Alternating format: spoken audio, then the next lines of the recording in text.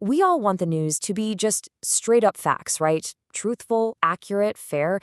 But let's be real, it often isn't. There's almost always some kind of slant, some kind of bias. So, how do you actually see it? Let's pull back the curtain and figure out how this whole thing really works. And look, this is not some small niche problem. We're talking about a full-blown crisis of trust. Get this, a whopping 72% of Americans believe that traditional news sources are pushing fake news or it's stuff that's intentionally misleading. 72%. That is a massive number. And it means that for us, the people actually trying to stay informed, we've got to have a new set of tools. So that brings us to the big question, right? How do you spot the bias? If we know we can't just blindly trust everything to be 100% objective, what are we supposed to do? Well, that's what we're going to get into. We're going to build a toolkit right here, right now, so you can see what's really happening behind those headlines.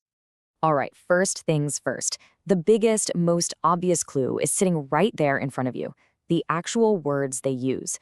I mean, the specific language a writer or an editor chooses, it can tell you absolutely everything about the angle they're taking with a story. Now, this kind of bias can hide in plain sight. You'll see it through sensationalism, or maybe they're throwing in a bunch of subjective adjectives, or making claims without any proof. It's all designed to shape how you see things. But for now, we're going to zero in on one of the most common and honestly one of the most powerful techniques out there, spin. Okay, so what exactly is spin? It's a classic, really. It's all about using language that's super vague or really dramatic, language that basically fogs up the window instead of cleaning it. It stops you from getting a clear, precise idea of what actually happened by injecting all this drama and interpretation instead of just, sticking to the cold, hard, measurable facts. Let's look at a real-world example here from the Washington Post. Once you know what you're looking for, you can't unsee it. Check out these words they chose: vanity, ornery outburst, churlish temper. Now, just ask yourself, are those objective, measurable facts? Can you measure an ornery outburst? Nope. They're totally subjective interpretations, right? They're designed to frame this event in a very specific and very negative light. That is spin in action. Okay, so looking at the words they use is step one. But the next level of bias is a little sneakier because it's not about what's on the page. It's about what isn't. Sometimes the most powerful kind of bias comes from the things a story just strategically decides to leave out. This is what we call bias by omission. And this can show up in a few ways. Maybe an outlet just doesn't cover certain stories at all, or maybe they don't tell you where they got their info, which makes it pretty much impossible to verify. But one of the biggest techniques to watch for is something called slant, and that is all about cherry-picking the facts. Slant is pretty much what it sounds like. It's cherry-picking. It's when a journalist presents only the facts that support one side of an argument, while conveniently ignoring any facts that might support a different point of view. So you think you're getting the whole story, but what you're really getting is a carefully curated, one-sided version. And that's exactly why slant can be so misleading. It's not that they're lying to you, they're just not telling you the whole truth. You're getting incomplete information.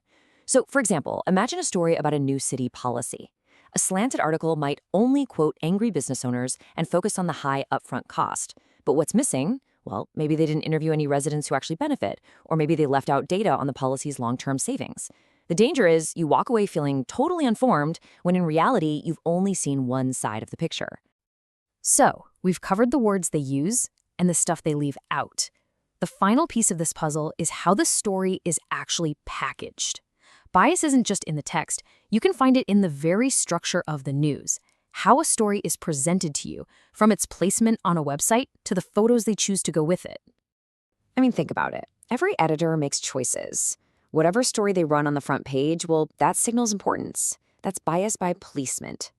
A photo of a politician looking heroic versus one where they look kind of foolish, that shapes your perception. That's photo bias. But one of the most fascinating divides is about who gets to speak in a story. And this brings us to the split between elite and populist bias. This all comes down to whose voice is considered important. So a story with elite bias, it's going to be quoting the experts from those big-name institutions, academics, government officials, CEOs. For example, a report on the economy might quote a Federal Reserve chair and a Wall Street analyst.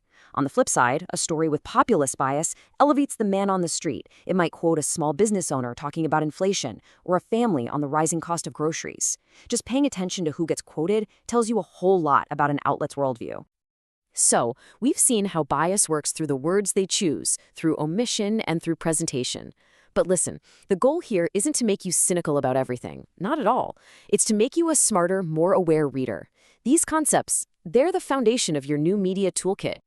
And this right here is probably the single most important takeaway. The source material puts it perfectly. Everyone is biased. It's just part of being human. We all have perspectives and preferences. Journalists, editors, they're human too. It's the hidden bias that misleads us, but just acknowledging that bias exists everywhere is the first huge step toward becoming a smarter media consumer.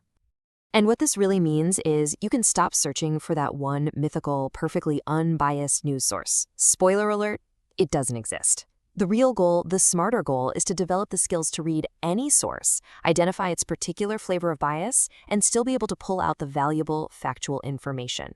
It's about understanding the system, not giving up on it. So there you have it. You've got the toolkit now. You know how to spot spin and slant and how stories are framed. So the only question left is, the next time you open a news article or turn on the TV, what are you going to see?